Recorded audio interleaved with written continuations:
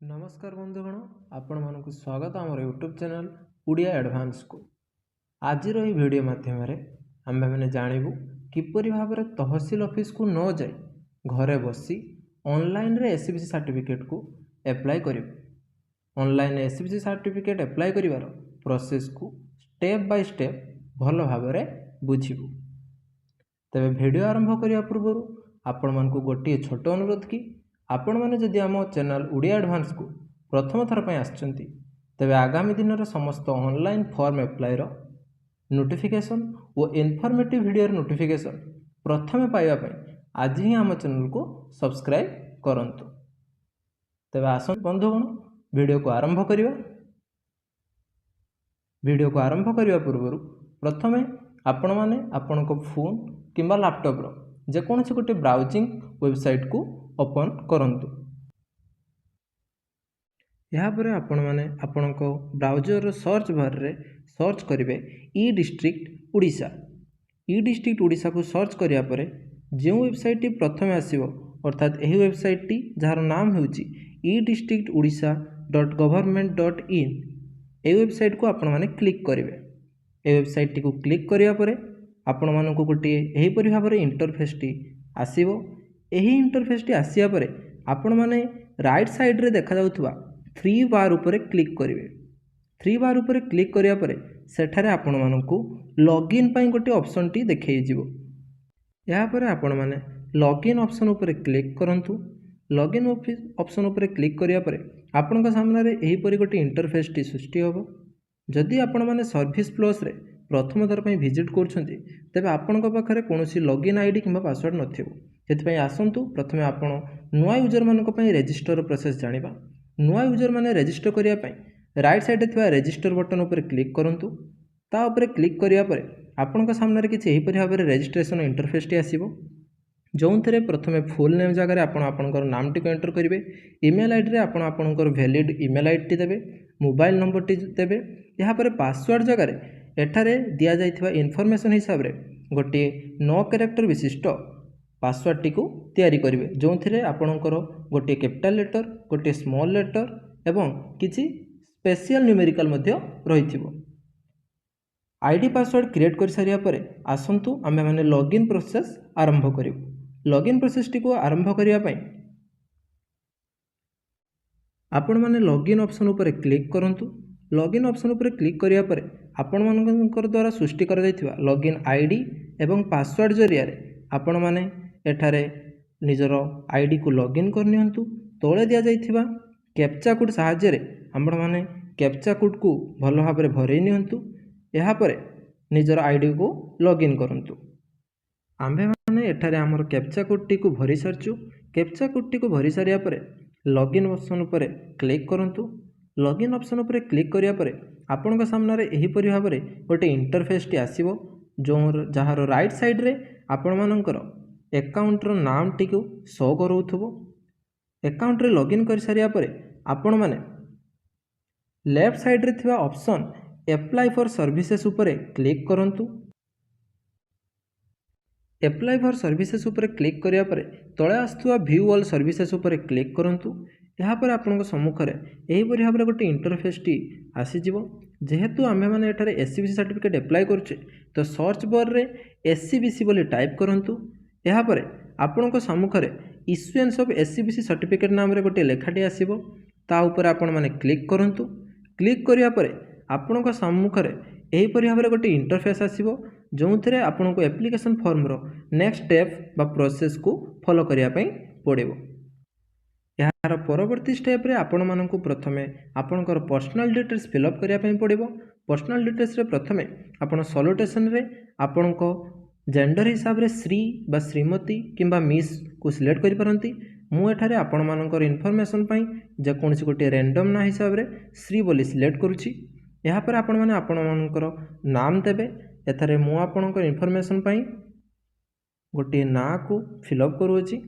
ता परवर्ती स्टेप रे आपण माने आपनकर जेंडर सिलेक्ट करिवे। जेंडर एठारे मेल बोली मु सिलेक्ट करली। यहाँ पर आपण माने आपण मानकर मैरिटल स्टेटस मैरिड कि अनमैरिड से हिसाब रे आपण माने फिलअप करिवे। यहाँ पर आपण माने आपण मानकर एज को टाइप करी फिलअप करिवे। तापरे आपण माने आपणमानकर फादर्स नेम को एप्लिकेंटर फादर्स नेम को फिलअप करेंगे। एठारे एप्लिकेंटर फादर को नेम हिसाब रे मु एठारे फिलअप करूँगी। आपण माने आपणमानकर फादर को नाम हिसाब रे एठारे फिलअप करेंगे। फिलअप करने समय आपण माने गोटे ध्यान रखिथिबे कि आपण माने आपणकर समस्त फिलअप ना फिलअप गुडी को कैपिटल लेटर द्वारा फिलअप करथिबे। यापर आपण मैंने आपण मानकर एप्लिकेंटर मदर्स को नेम जगार आपण माँ को नाम फिलअप करेंगे। यापर मोबाइल नंबर जगार आपण मैंने आपण मानकर जेकोसी गोटे वैलिड मोबाइल नंबर टी को इनपुट करेंगे।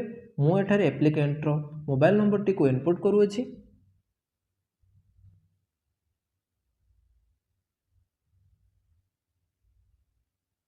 यार परवर्ती स्टेप रे आपण मैंने आपण मानकर वैलिड आधार नंबर को फिलअप करेंगे।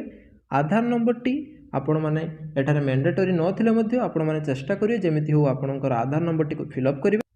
यापर जदि आपण पाखे किसी वैलिड ईमेल आईडी अच्छी तेज एठारे ईमेल आईडी जगह निजर वैलिड ईमेल आईडी को पूरण करेंगे। और ध्यान रखिथे आपण मैंने जो ईमेल आईडी प्रोवाइड करेंगे से ईमेल आईडी रे इश्यू होता एससीबीसी कास्ट सर्टिफिकेट की आपण को मेल जरिया आपण पाखे पहुँची पार। यापर आपण मैंने रिलीजन जगह आपण मानकर रिलीजन हिसाब से सिलेक्ट करेंगे। मु एठारे हिंदू रिलीजन टी सिलेक्ट करुच्ची। यापर पर्सनल डिटेल्स फिलअप होगापर एबे आमे माने प्रेजेंट एड्रेस को फिलअप करिवु। प्रेजेंट एड्रेस रे आपण माने निजर एड्रेस हिसाब रे सब किछि फिलअप करेंगे। मु एठारे एप्लिकेंटर एड्रेस हिसाब रे सब किछि फिलअप करूछि। सब डिवीजन जगह आपण मानको address sub division T provide करेंगे। तहसील जगह आपण मानकर एप्लिकेबल तहसील टी फिलअप करेंगे।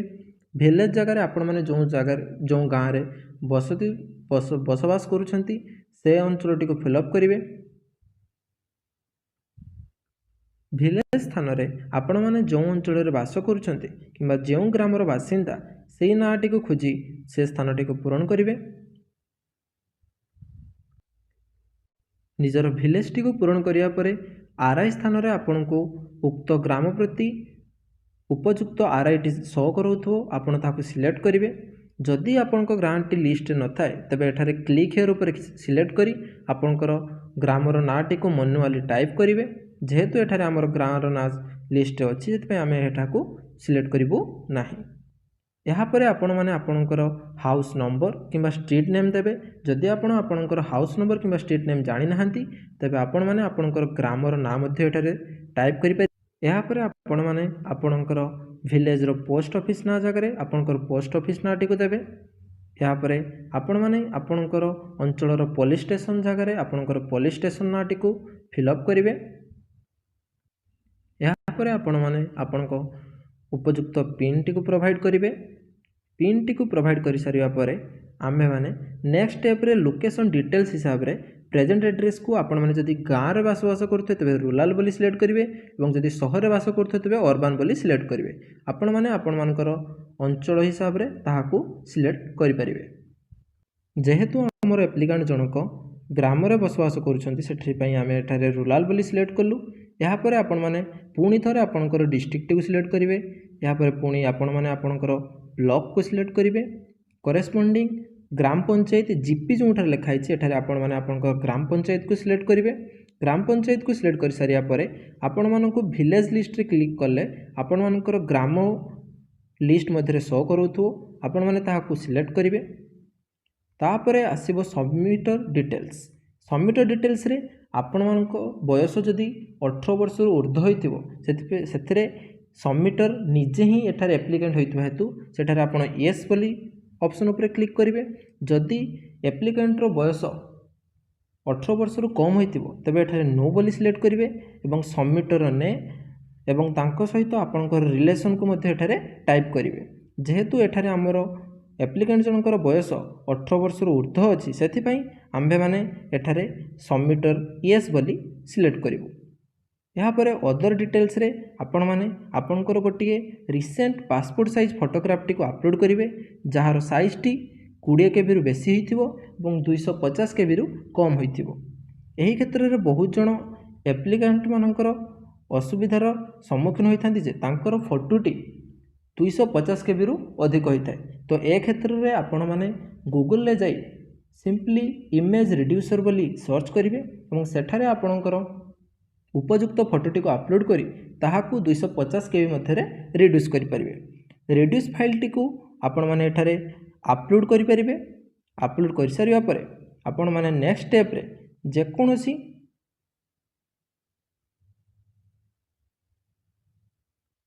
फोटोटी को अपलोड कर सारिया परे आपण माने आपणकर एससीबीसी कास्ट सर्टिफिकेट अप्लाई रो पर्पज अर्थात उद्देश्य विषय वर्णना करेंगे। जेहेतु आम एठारे एप्लिकेंट रो हायर एजुकेशन पे अप्लाई करछु आम एठारे पर्पज रे हायर एजुकेशन बोली टाइप करिवु। आपण माने आपण मानकर उद्देश्य हिसाब रे एठारे टाइप करि परिबे। यहाँ पर आपण माने आपणकर परमानेंट एड्रेस को फिलअप करेंगे। एठारे जदि आपणकर permanent address T present address सहित सामान हो रही है तेबे आपण सेम एज प्रेजेंट एड्रेस उपर येस बोली क्लिक करेंगे। यहाँ पर समस्त डिटेल गुडी को पुणी थरे ऑटोमेटिक फिलअप हो आसीबो।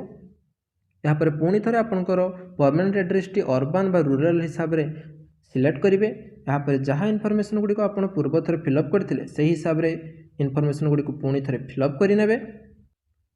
परमानेंट एड्रेस रो समस्त डिटेल्स को फिलअप कर सारिया परे नेक्स्ट स्टेप रे यह आपन को आपनकर पेरेंट कर डिटेल्स टी को पूरण करिया पई पचारि फिलअप करिया समय रे यह आपन को आपनकर पितांकर ऑक्युपेशन हिसाब रे पचारिबो कि आपनकर पिता कोनोसी कॉन्स्टिट्यूशनल पोस्ट रे चाकरी करछंती कि नाही, कोनोसी गवर्नमेंट सर्विस रे अछंती कि नाही, कोनोसी आर्मी सर्विस रे अछंती कि नाही किबा कोनोसी पब्लिक सेक्टर रे चाकरी करछंती कि नाही।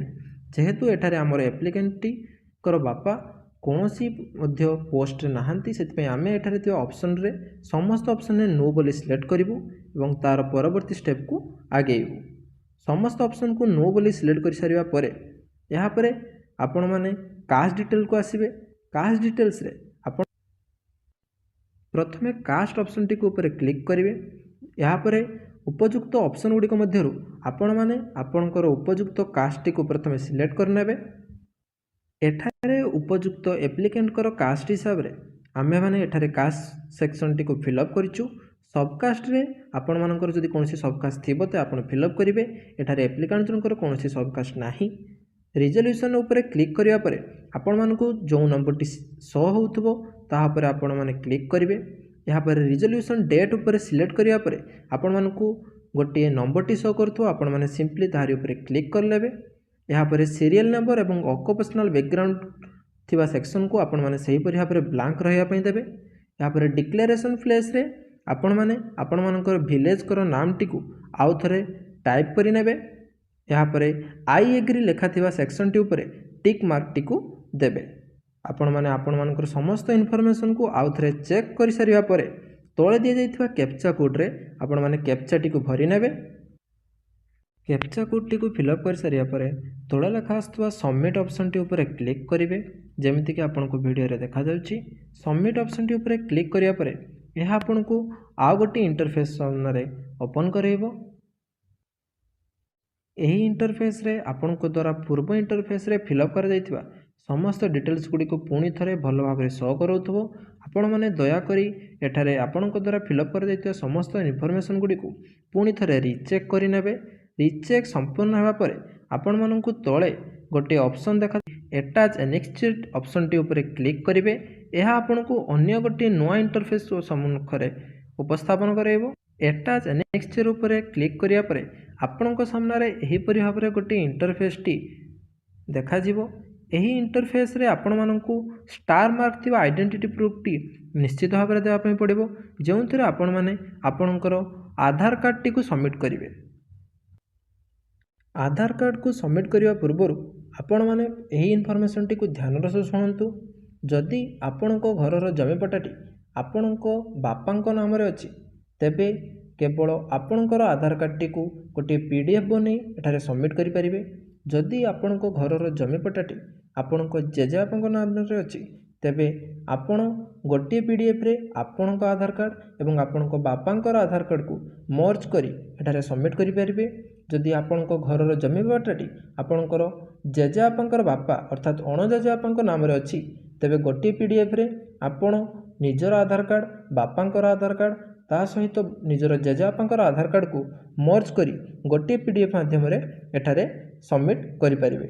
जदि आपण एपरि न करती तेबे आपणकर एप्लिकेशन टी रिजेक्शन होबार बहुत अधिक चांसेस रही अछि। एतपय आपण एहाकु ध्यानर सहित शुणंतु एवं फॉलो करंतु यापर आपण मैंने आइडेंटिटी प्रूफ पर सिलेक्ट करूँ।